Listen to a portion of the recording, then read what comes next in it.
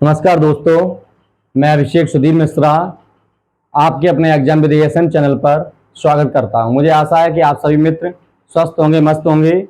और आज आपके इस लेक्चर में सभी मित्रों के साथ हम डिस्कस करेंगे प्रायद्वीपीय पठार का पूर्वी घाट, कहें तो ईस्टर्न घाट्स। ठीक है, इससे के पहले लेक्चर में हमने आपसे डिस्कस किया था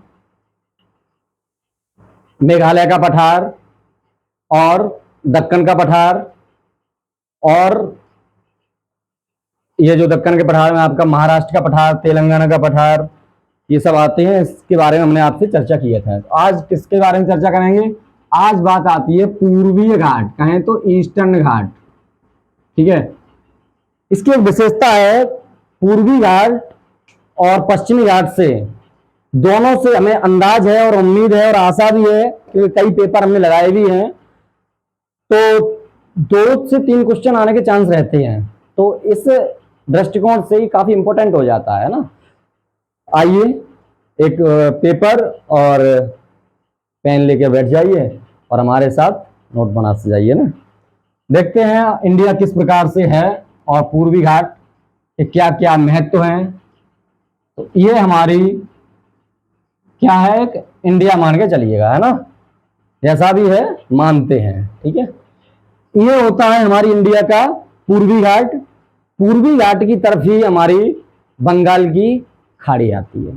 पूर्वी घाट से ही उड़ीसा, आंध्र प्रदेश, तेलंगाना, तमिलनाडु, ये हमारे पूर्वी घाट के ही स्टेट हैं। जैसे देखते हैं, ये देखिए पूर्वी घाट हैं, ये पूर्वी घाट है। तो आज के इस वीडियो में या लेक्चर्स में हम आपसे सिर्फ पूर्वी घाट के बारे में ही चर्चा करेंगे, न कि पश्चिमी घाट। कहने का मतलब पश्चिमी घाट को नहीं आज लेते हैं, यहीं से डिस्कस करते हैं। तो आप नोट्स बनाते चलिए। यहां पे हम लिखते हैं पूर्वीय घाट। जो भी हमारे भाई बहन इंग्लिश मीडियम से है वो अपना ईस्टर्न घाट वगैरह लिखते चलें, इसमें कोई विशेष चीजें नहीं है, समझ नहीं पाए आप। ये आता है हमारा पूर्वी घाट। पूर्वी घाट उड़ीसा से और आंध्र प्रदेश होते हुए, कहने का मतलब तमिलनाडु तक विस्तृत है। इसका जो क्षेत्रफल है या लंबाई कहें तो यहाँ उड़ीसा से और आंध्रा तक विस्तृत है, तमिलनाडु तक विस्तृत है। ठीक है, इसमें हम देखते हैं ये किस प्रकार का पर्वत है या पहाड़ है या श्रृंखला है। तो देखिए, आपको अपने पढ़ाई थी क्या, अरावली रेंज पढ़ाई थी, अरावली पर्वत पढ़ाया था। वो भी एक किस तरीके का था, बलित पर्वती था। ये भी एक बलित पर्वती है।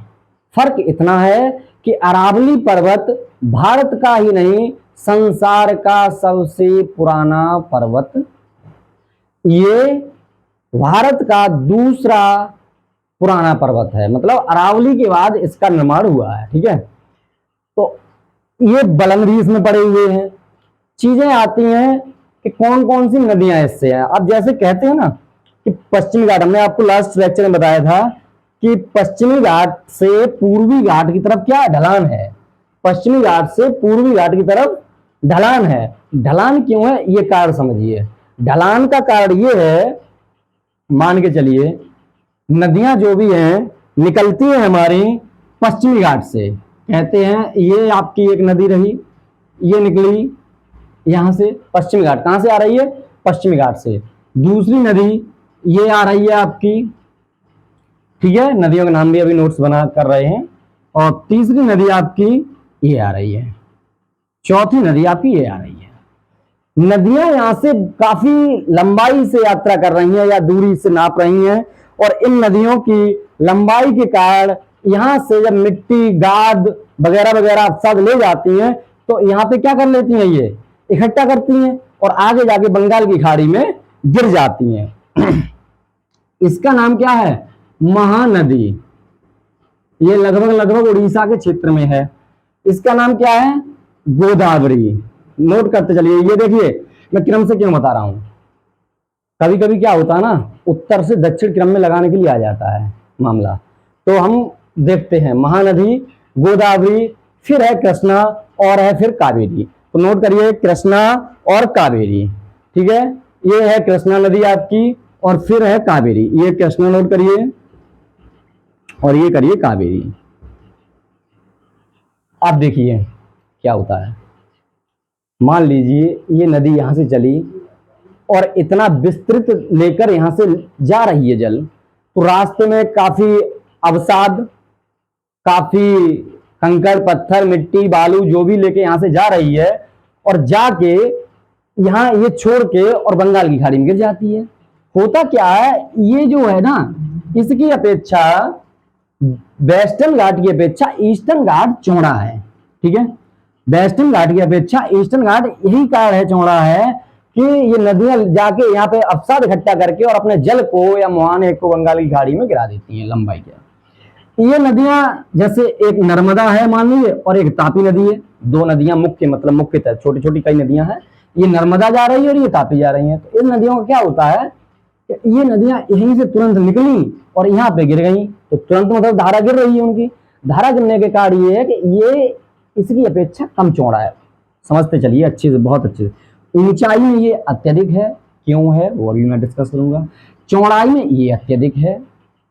बात ये है कि यहां नदियां ज्यादा नहीं गिर रही हैं। दूसरे पॉइंट, ये जो आपका क्या है, पश्चिमी घाट, ये सतत है। ये सतत है क्योंकि यहाँ नदियां ज्यादा नहीं है तो काट नहीं रही है। यहाँ असतत हो जाता है इस कारण कि नदियां काफी गिर रही हैं, तेज हवाओं में गिर रही हैं, तो ये टूट जाता है यहाँ पे काफी। ये डेल्टा, यहाँ डेल्टा का भी निर्माण करती हैं। ठीक है, तो ये असतत है। ठीक है, ये सभी पूरी कंप्लीट थ्योरी मैं अभी लिखवाऊंगा। पहले आप अच्छे से इत्मीनान से मेरी आवाज को, मेरी बात को समझिएगा। यहीं से क्वेश्चन पुटअप होते हैं, कंसेप्ट से। फैक्ट भी आते हैं लेकिन कंसेप्ट भी यहीं से आता है। तो हमने डिस्कस आपसे किया इसके बारे में, महानदी गोदावरी कृष्णा और कावेरी। ये पूर्वी घाट असतत है, पश्चिमी घाट की अपेक्षा अत्यधिक चौड़ा है, पश्चिमी घाट ऊंचाई में ज्यादा है और ये ढलान में कम है। मतलब इससे इधर ढलान है तो ऊंचाई में कम हो जाएगा, ढलान की सीधी बात है। तीसरी चीज यहाँ क्या है, ये एक एक पॉइंट लिखवाऊंगा मैं। यहाँ वनस्पतियां भी अत्यधिक पाई जाती हैं। समझिए वनस्पतियां क्यों अत्यधिक पाई जाती हैं। आप सभी मित्र जानते होंगे कि मानसून दो तरीके से आते हैं हमारे यहाँ, दो तरह से मानसून आता है, एक तो अरब सागर से और एक बंगाल की खाड़ी से। जो अग्रेसिव मानसून होता है हमारे भारत का, वो बंगाल की खाड़ी वाला होता है, जो कि हमारा ये मानसून है। समझ रहे हैं ना विवेक बाबू। तो ये आता है बंगाल की खाड़ी से, ठीक है, और ये अरब सागर से आ गया। बंगाल की खाड़ी वाला मानसून ज्यादा अग्रेसिव होता है, जो कि पूर्वी ढलान पर ही या पूर्वी घाट पर ही अत्यधिक वर्षा करता है। आप सभी मित्रों को अच्छे से पता होगा कि मेघालय में चेरापूंजी में वर्षा अत्यधिक होती है। यहाँ लगभग वर्षा पूर्वी घाट पर 150 से 200 सेंटीमीटर तक वर्षा होती है। 100 से 200 सेंटीमीटर कह सकते हैं इसमें। ठीक है, यहाँ वनस्पतियां भी ज्यादा होती हैं। तीसरी चीज क्या होता है, जब यहाँ नदियां जाती हैं तो मिट्टी तो यहाँ बहुत, मतलब ऊंचाई तो ज्यादा नहीं रहती है।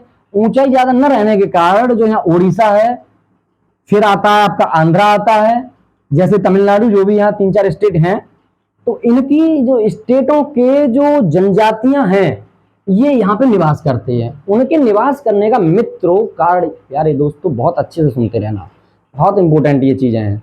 उनके यहाँ निवास करने का कारण क्या है, ये लोग यही निवास क्यों करते हैं।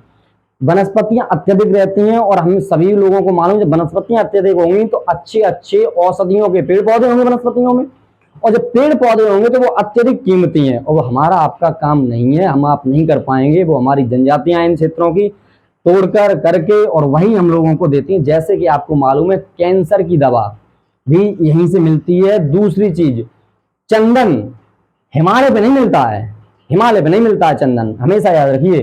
चंदन दक्षिण में पूर्वी घाट में ही पाया जाता है। ठीक है, तो ये आपको हमें आशा है कि कंफर्म हुआ होगा, आया समझ में। इसकी और इसकी तुलना में ये और हम विस्तृत से चर्चा करेंगे जब आपसे हम चर्चा क्या करेंगे, वेस्टर्न घाट्स की। तो अब लिखिए आप, क्या पूर्वी घाट आपकी हेडिंग पर पड़ी है, लिखेंगे प्रकार, तो ये वलित पर्वत है। क्या है ये, वलित पर्वत भी है, या कहेंगे श्रृंखला है, कुछ भी कह सकते हैं, कोई प्रॉब्लम नहीं है। पर्वत, श्रृंखला, पहाड़ी या घाट, कुछ भी कह सकते हैं, ठीक है, कोई प्रॉब्लम नहीं है। अब बात आती है कब बना। कब बना, तो हमने बताया आपको, ये जो आपकी श्रेणी जा रही है अरावली, इसके बाद बना है। तो अरावली कब बना है? प्री कैम्ब्रियन में। हमने आपसे लास्ट क्लास में डिस्कस भी किया था, जिसमें अरावली पढ़ाया था। और ये बना है कैम्ब्रियन में भाई, प्री कैम्ब्रियन और ये कैम्ब्रियन बना है। तो कैम्ब्रियन युग का भी है।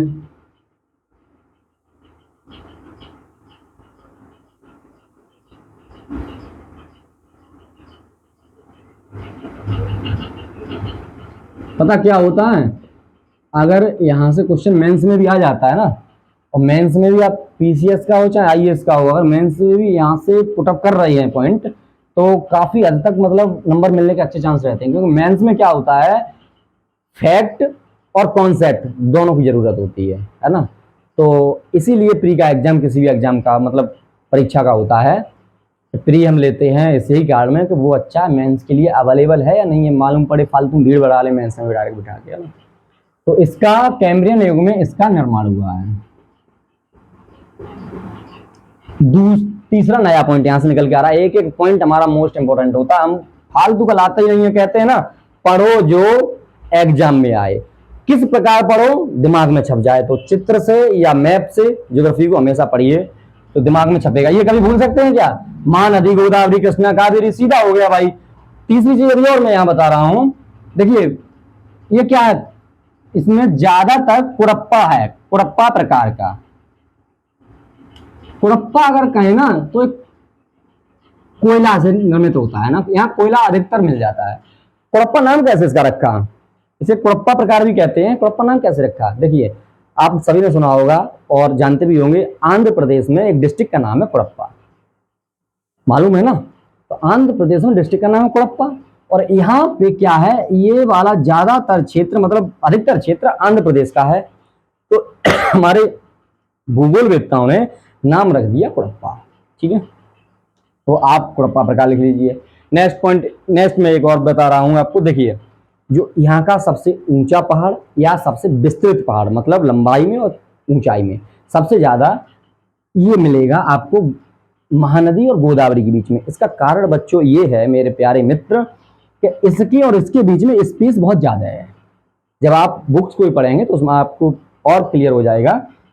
महानदी और गोदावरी के बीच में स्पेस होने के कारण सीधा जा रहा है, तो यहाँ विस्तृत पर्वत है, विस्तृत पहाड़ है, और ये ऊंचाई में भी अधिक है, क्योंकि मिट्टी का कटान इनकी अपेक्षा कम हो रहा है, इनकी अपेक्षा कम हो रहा है। और ये सारी नदियां यहाँ डेल्टा बनाती हैं, आप याद रखिएगा।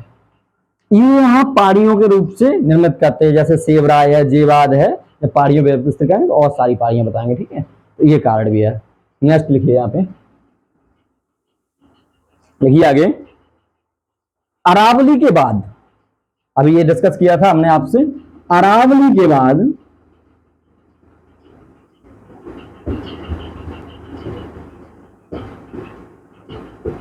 दूसरा सबसे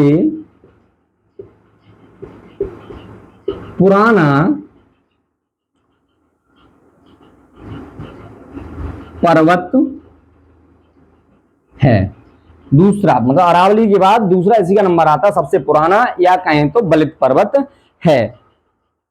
वर्तमान में यह अत्यधिक कट छट गया है। मतलब वर्तमान में यह क्या हुआ है, जैसे अरावली का क्या हुआ है, अवशिष्ट अरावली के बचे हैं। अरावली कम ऊंचा बचा है हिमालय की अपेक्षा, काफी समय में, मतलब बहुत पहले बहुत ऊंचा हुआ करता था अरावली भी, लेकिन बाहरी आपदाओं के कारण, मतलब पानी या वायु, ताप, दाब, इन सब के कारण वो अवशिष्ट हो गया। इस पे क्या हुआ है, इस पे हुआ है ये कट छट गया। कट छट का मतलब बीच बीच में कहीं रास्ता है, कट छट का मतलब यही तो है। तो बीच बीच में रास्ता क्यों होगी भाई, नदियां इस तरफ ज्यादा हैं भाई, इस तरफ तो बहुत कम नदियां हैं, और है भी तो छोटी छोटी नदियां हैं। इस तरफ क्या है, बहुत बड़ी बड़ी नदियां हैं, छोटी छोटी तो कई सारी हैं, तभी तो डेल्टा बनाई। डेल्टा का मतलब क्या होता है, ये काफी, एक नदी आ रही है, इसमें काफी सारी नदी मिल रही है, वहां पे काफी सारी गाद मिलके फिर अलग अलग चीजों में बट जाती हैं, ये हुआ मतलब।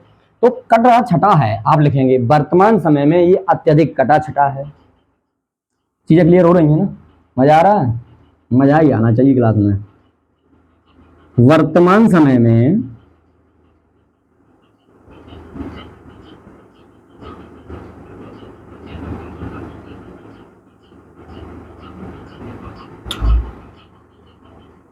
पूर्वीय घाट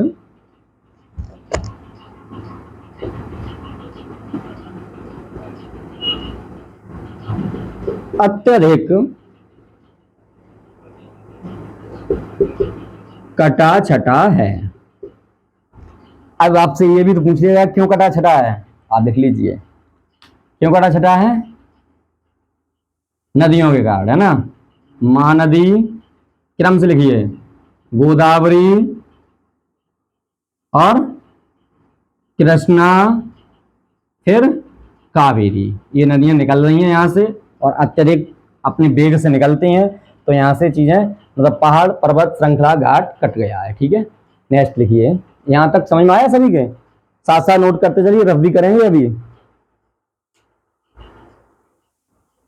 तो लिखिए यह असतत कटा छटा है, तो सीधी बात है ये सतत है। सतत का क्या मतलब है? ये कटा छटा नहीं है, तो सतत रूप में आ रहा है। और ये लिखेंगे आप इसमें नोट पॉइंट, असतत में है। ये कैसा है? असतत रूप में है। यह मतलब पूर्वी घाट। ठीक है, असतत। चलिए असतत, या तो असतत आप बलन रूप लिख लें या असतत रूप लिख लें। असतत रूप में स्थित है या निर्मित है, कोई फर्क नहीं पड़ता है यहाँ पे। बस आपका कॉन्सेप्ट प्लस फैक्ट एकदम रेडी होने चाहिए। यहां तक नोट कर लिया हो, नोट नहीं नोट किया हो तो एक फटाफट स्क्रीनशॉट ले सकते हैं आप लोग।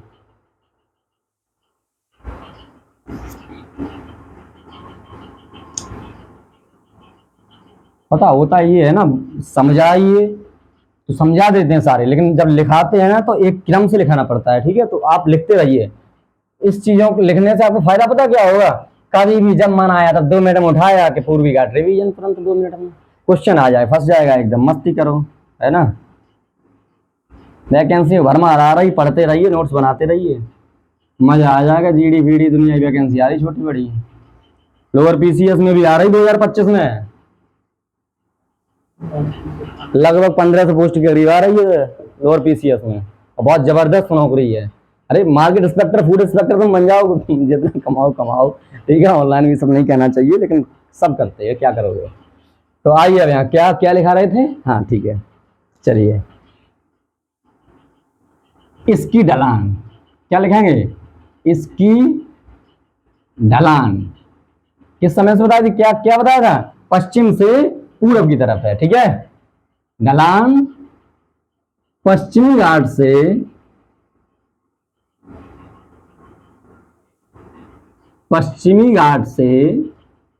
पूर्वी घाट की तरफ है। पूर्वी घाट की ओर है। ठीक है, और नोट पॉइंट करिए, जो हम अभी बोले थे वो सारे नोट पॉइंट करवाएंगे। ठीक है, इसकी ढलान पश्चिमी घाट से पूर्व की तरफ। ठीक है,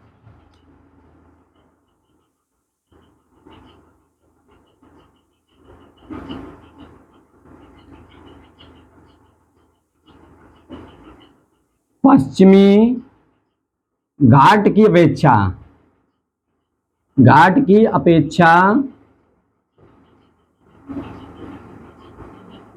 कम ऊंचा। अगर हम पहले से आपके लिए नोट ना बनाए, मतलब पॉइंट नोट ना करें, तो पता नहीं हम कहां से मतलब डूबे और कहां उछाल भरे जाके बहुत अंदर तक और बातें चलती जाएं। तो क्या पश्चिमी घाट की अपेक्षा कम ऊंचा और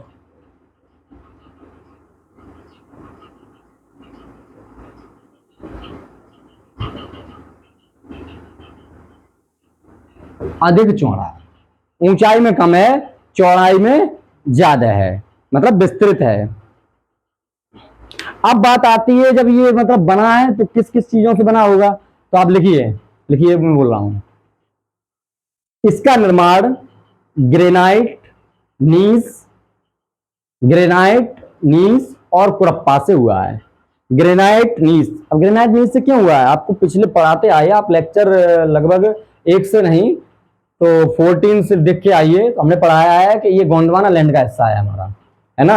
अंगारा लैंड का तो आपका यूरोप वाला और रूस वाला ये हिस्सा था, एशिया वाला, और ये हमारा आया अफ्रीका से निकलते हुए, ये गोंडवाना लैंड का हिस्सा, इसलिए यहाँ ग्रेनाइट नीस अधिकतर पाया जाता। ग्रेनाइट नीस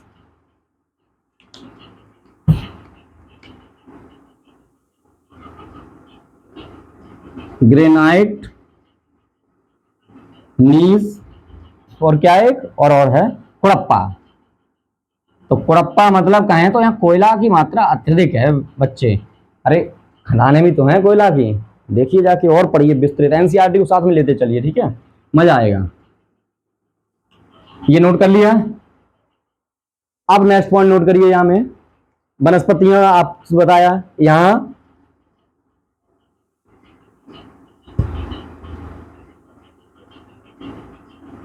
लिखिए पूर्वी घाट में बंगाल की खाड़ी, बंगाल की खाड़ी या कहें मानसून के कारण वर्षा की मात्रा 150 से 200 या कहें तो 100 से या 150, दो ही तो मानसून बताए थे ना अभी, एक अरब सागर से आ रहा है और एक बंगाली खाड़ी से आ रहा है। बंगाली खाड़ी जो भी बोले थे पॉइंट टू पॉइंट नोट करवाएंगे। बंगाली खाड़ी वाला मानसून ज्यादा अग्रेसिव होता है अरब सागर की अपेक्षा। हुआ क्या, बंगाली खाड़ी वाला मानसून यहाँ वर्षा करेगा तो यहाँ वर्षा 150 से लगभग 200 तक जाता है, कोई 125 कह दे 175 कह दे, कोई फर्क नहीं पड़ता है। 150 से 200 तक जाता है, अत्यधिक यहाँ वनस्पतियां पाई जाती हैं, यहाँ वनस्पतियां कम पाई जाती हैं, यहाँ वनस्पतियां ज्यादा पाई जाती हैं, ठीक है। कारण भी है, ये बहुत ऊंचाई पर जाके है, ये उतना ऊंचा नहीं है तो वनस्पतियां ज्यादा पाई जाती हैं बारिश की वजह से। तो लिखेंगे पूर्वी घाट में बंगाल खाड़ी के कारण या मानसून के कारण, या एक पॉइंट सही नहीं बन रहा है, फिर नोट करिए, फिर मैं बता रहा हूं।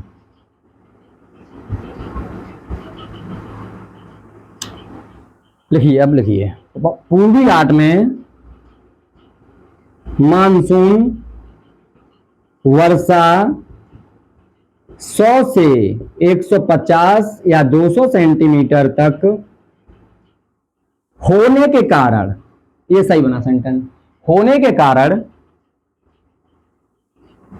देखो हमारे बोलने पे भी जाया करो, कभी कभी क्या होता है ना, लिखते बहुत फास्ट हैं तो आपको कोई पॉइंट नहीं समझ में आ सकता है, तो हम बोलते बार बार हैं, 3-3 4-4 बार एक एक पॉइंट बोलते हैं, तो उस पर थोड़ा ध्यान दीजिए।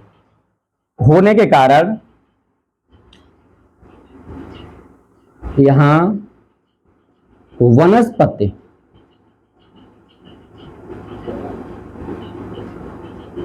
की अधिकता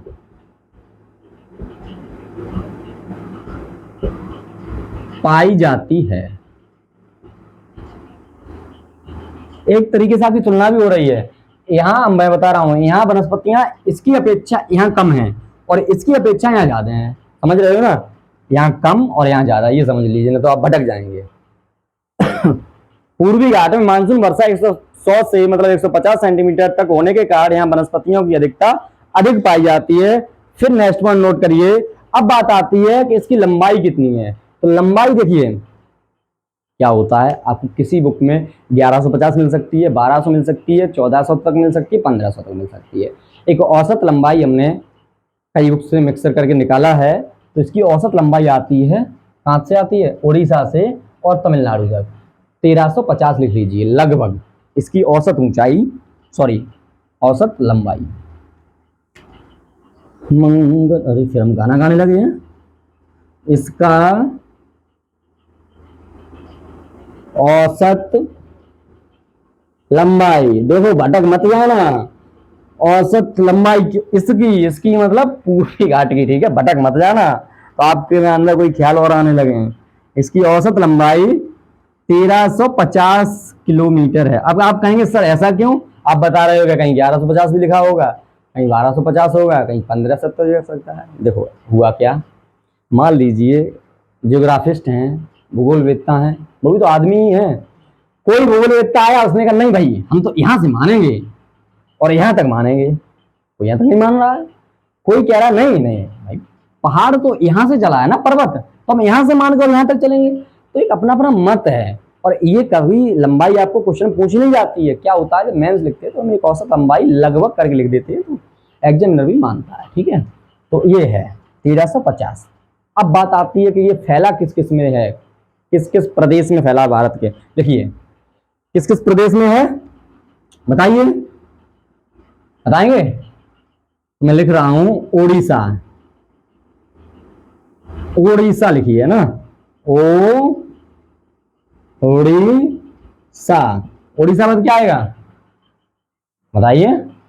यहां है ओडिशा मान लीजिए, फिर क्या आएगा?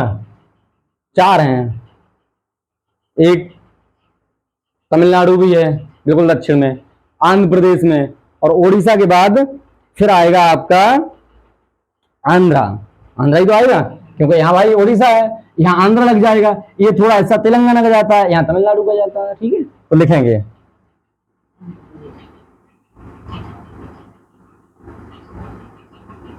आंध्र प्रदेश लिख लिए, फिर लिखेंगे आप तेलंगाना।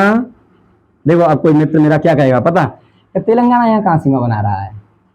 तेलंगाना और आंध्रा से विभाजित हुआ है और अंदर वो है, मैं बताऊंगा अभी। तेलंगाना, उड़ीसा, आंध्रा, तेलंगाना और तमिलनाडु, ये आप लिख लो, फिर मैं बताता हूं। देख भाई, कोई पर्वत है, कोई पठार है, तो ये थोड़ी ना काट के और इधर कर दो, है ना भाई। स्टेट को आप सीमा एक बना सकते हैं।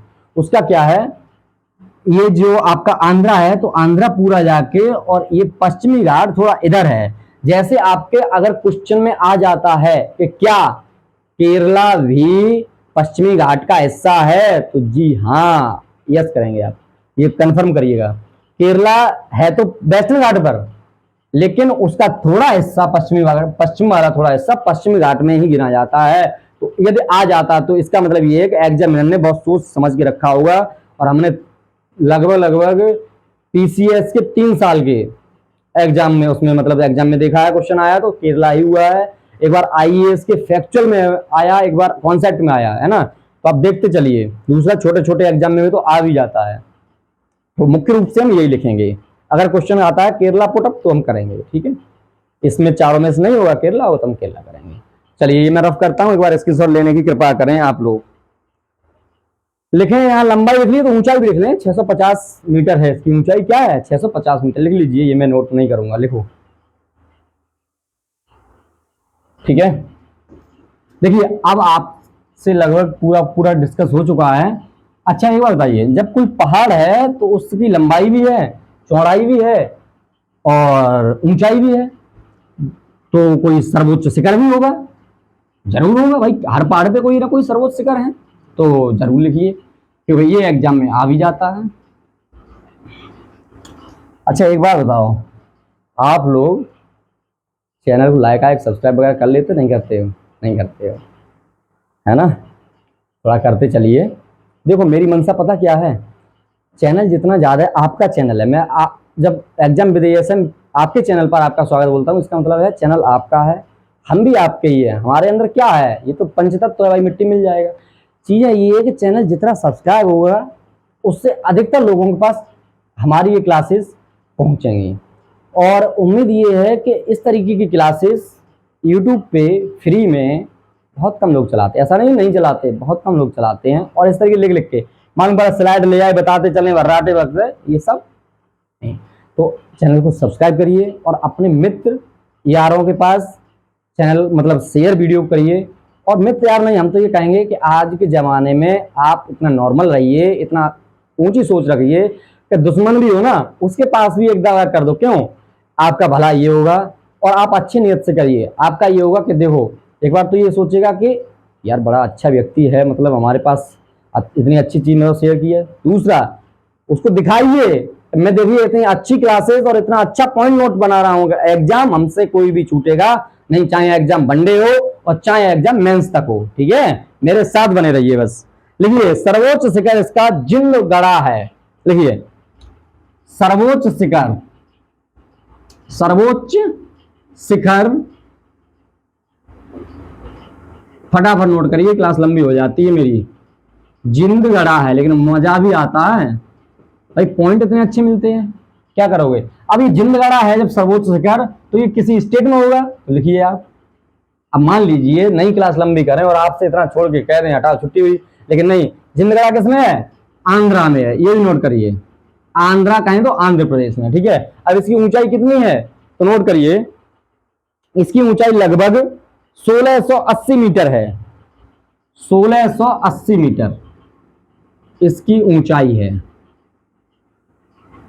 ठीक है, 1680 मीटर इसकी ऊंचाई है। दूसरा, ओडिशा की एक सर्वोच्च शिखर और है, उसका नाम है महेंद्रगिरी। ये तो आपका आंध्रा का आ गया। तीसरी चीज, दूसरी आंध्रा का आ गया, और ये मतलब पूर्वी घाट का भी आ गया। अब बात आती है ओडिशा का सर्वोच्च शिखर पूछ लिया, तो देखिए महेंद्रगिरी, महेंद्रगिरी ये आपका ओडिशा का है। महेंद्रगिरी ओडिशा का, नोट कर लीजिए फटाफट। इसका है 1501 मीटर। भाई देखो, ये सब हमें फैक्चुअल डाटा इंफॉर्मेशन लर्न करना पड़ता है हमें भी, और जरूरी नहीं कहीं 1501 है, कहीं 1510 भी लिखा हो सकता है, इसमें कोई प्रॉब्लम नहीं है। ठीक है, अब मेरे याद मित्र कुछ ये भी सोच रहे होंगे कि सर ने या भैया ने इसका ऊंचाई बताया था अभी 650 लगभग, और यहाँ बता रहे इतनी। भाई ये भी तो सोचने वाली बात है, यहाँ से क्वेश्चन आप उठा सकते हैं। इतनी ऊंचाई बहुत ज्यादा हो जाती है, और हमने अभी बताया आपको 650। तो भैया मित्र बच्चे मेरे, ये हमने औसत ऊंचाई बताई थी। औसत ऊंचाई मतलब क्या है? छोटी बड़ी कई ऊंचाई मिला के तब हम देखते हैं कि औसत ऊंचाई क्या है। तो कहने का मतलब सर्वोच्च है ये, कोई 50 मीटर की भी तो हो सकती है, कहीं बिल्कुल भी तो नहीं है। भाई डेल्टा बना रही है काफी नदियां, तो ये बिल्कुल भी तो नहीं है, सोच के चलिए। तो सर्वोच्च शिखर इसका 1680 मीटर है, जिंदगड़ा है नाम, आंध्र प्रदेश में है, याद रखिए। महेंद्रगिरी उड़ीसा की सर्वोच्च शिखर है, 1501 है। इसी के साथ एक लाइक करके जाइए, अवश्य चैनल को सब्सक्राइब भी करिए, अन्य मित्रों तक भेजिए। ज्योग्राफी हमारे साथ बने रहिए, लेक्चर 1 से लेक्चर 20 तक देखते आइए क्रम से। ओंठों पर जबान पर ज्योग्राफी में कर दूंगा भारत का भूगोल, और जल्द ही मैं आपसे डिस्कस करूंगा कॉन्स्टिट्यूशन, जो कि फैक्चुअल इंफॉर्मेशन उसमें मैं दूंगा। इसमें कॉन्सेप्ट लेके चल रहा हूं, क्योंकि प्रत्येक एग्जाम में इसमें कॉन्सेप्ट से क्वेश्चन आ जाते हैं, कॉन्सेप्ट विल फैक्ट, और पॉलिटी में अधिकतर कॉन्स्टिट्यूशन आते हैं। यहीं पे लेक्चर को फिनिश कर रहा हूं, और सभी मित्रों को आभार व्यक्त करता हूं, धन्यवाद करता हूं।